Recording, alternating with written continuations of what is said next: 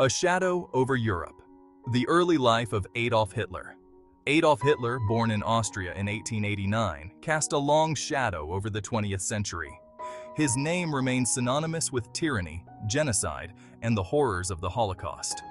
Understanding his path to power requires looking back to his early life and the turbulent times in which he lived.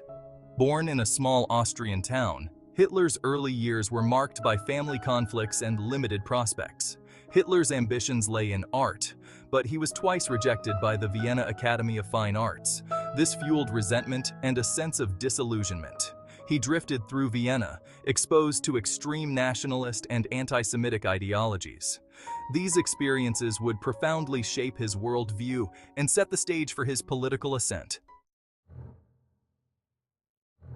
The Seeds of Hate, Hitler's Formative Years. Vienna in the early 1900s was a melting pot of cultures and political ideologies, bustling with life and diversity. For a young man like Hitler, struggling to find his place in this vibrant city, it became a breeding ground for his extremist views and radical thoughts.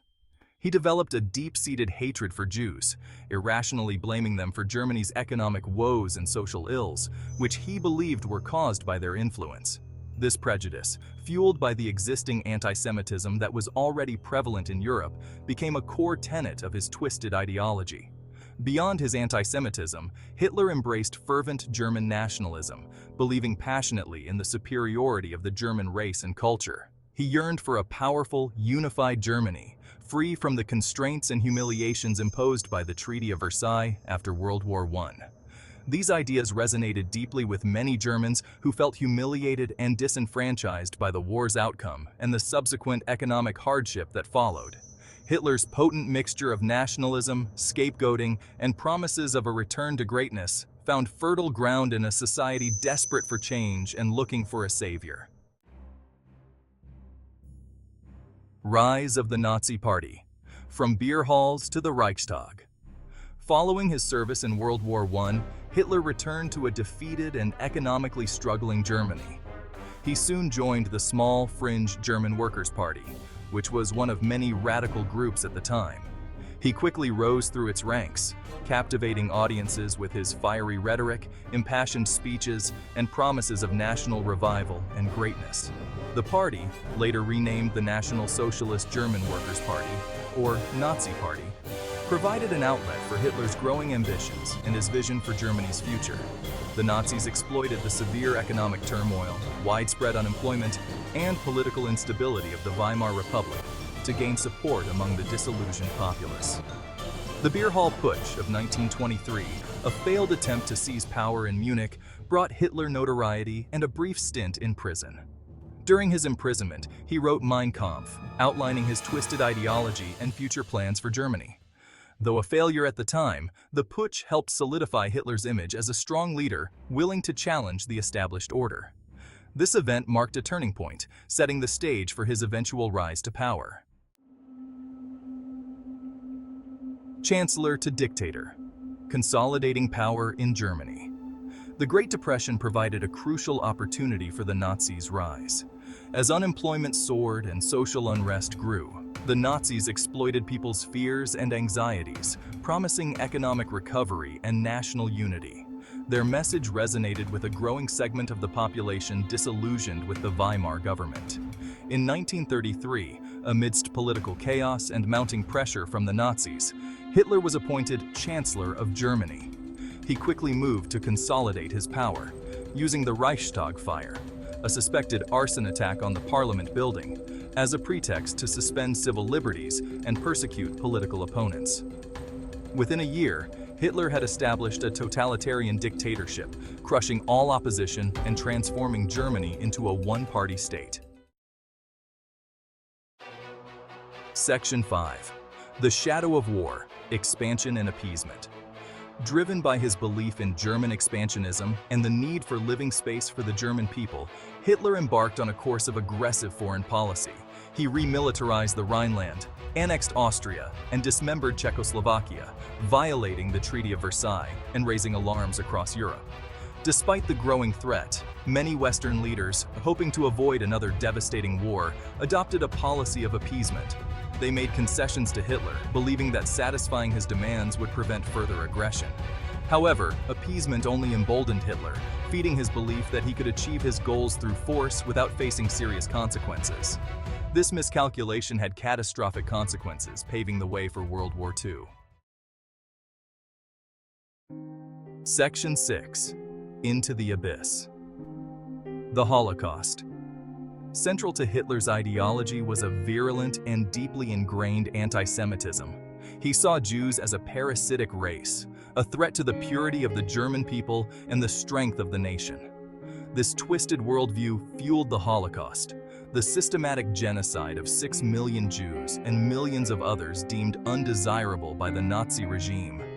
The Nazis established concentration camps and extermination camps across Europe, where Jews and other victims were subjected to unimaginable horrors: forced labor, starvation, torture, and mass murder.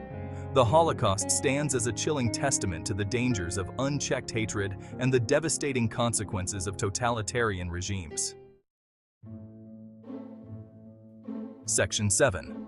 The tide turns, Germany on the defensive. Hitler's invasion of Poland on September 1, 1939, marked the beginning of World War II.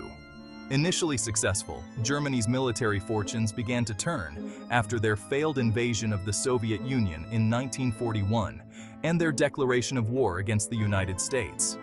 The vast resources of the Allied powers, combined with Germany's strategic blunders and the resilience of those resisting Nazi occupation, gradually shifted the balance of power. As the war progressed, Germany found itself on the defensive. Allied bombing raids devastated German cities and industrial centers, while Soviet forces pushed relentlessly westward. Despite mounting losses and dwindling resources, Hitler refused to surrender, clinging to his delusional belief in ultimate victory. Section 8. The walls close in, the final days. By the spring of 1945, the situation in Germany was desperate. Allied forces were closing in on Berlin, and the once mighty Nazi war machine was on the verge of collapse.